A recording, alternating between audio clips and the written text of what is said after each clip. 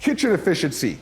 An efficient kitchen is going to make a lot more money than an inefficient kitchen. Sounds obvious, right? A kitchen has to really be thought out. We have built kitchens that we thought, okay, this is gonna be great. And we've learned our lesson of what truly makes for an efficient kitchen versus an inefficient one. And it's subtle. Some things are obvious, some things are not. First rule of a successful kitchen, I like tight.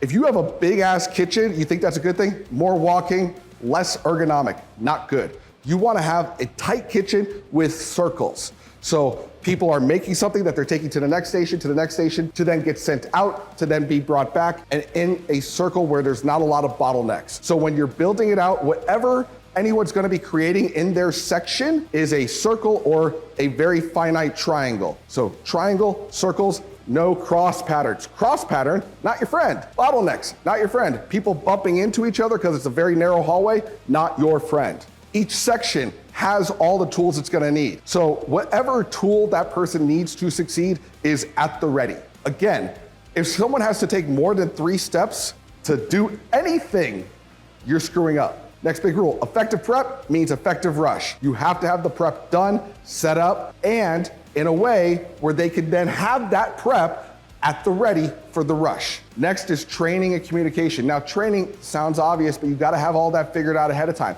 They have to know why they're there, get their job, like they fully understand what they're doing and want to be there. That's all part of training. Once training is solid, now it's communication of highly trained individuals. Communication means that it's like a soccer team where they're ball here, over there, speaking from here, down here, not, do you have table 43? Is that ready? Okay, cool. That ain't good. You know what's also not good? A kitchen that thinks, I don't need to tell them what to do, they know what to do. That's bad. You wouldn't see that with a professional team. So you have a professional team, right? These are professionals, they're a team working in your restaurant. If they are not openly communicated, they're speaking from their gut in a way that can be heard across the kitchen, not throughout the restaurant. It's a subtle art to speak from the gut. Next thing, it is the modern era. Catch up, leverage your technology.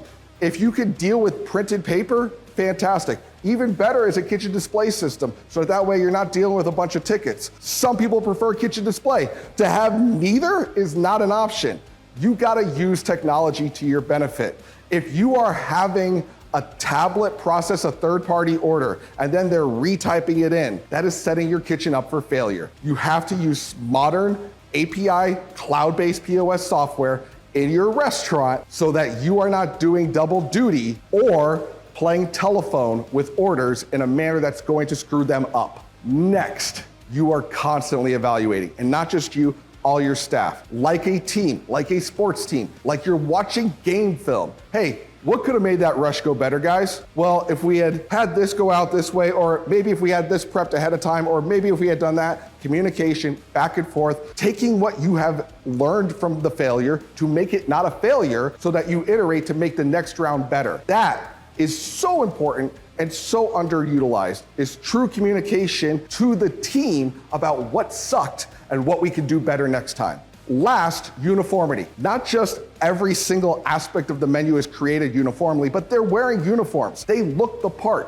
When you treat people like professionals, they act like professionals. So be a professional. That doesn't mean you can't have fun. That doesn't mean you can't really live a great life in the restaurant. It's not supposed to suck. As an independent restaurant, you're like, hey, I don't want to be corporate, blah, blah, blah. There's some corporate things that ain't bad to have, and uniformity is one of them. It means that you're gonna have a consistent restaurant, and real important, the staff is gonna feel secure, like they're working at a real establishment, which leads to less attrition and higher pride in the job, which is the number one thing that you're gonna need across the board, which is pride in the place they work, because they work for you and you care. Hey, if this brought you value and you dug it, which I hope you did, subscribe and like and check out the Unsliced Restaurant System. It's here for you. It's here to take you to your goals. And I want to see you hit your goals just like I'm hitting mine. Let's do it together. Apply and let's see if it's a fit.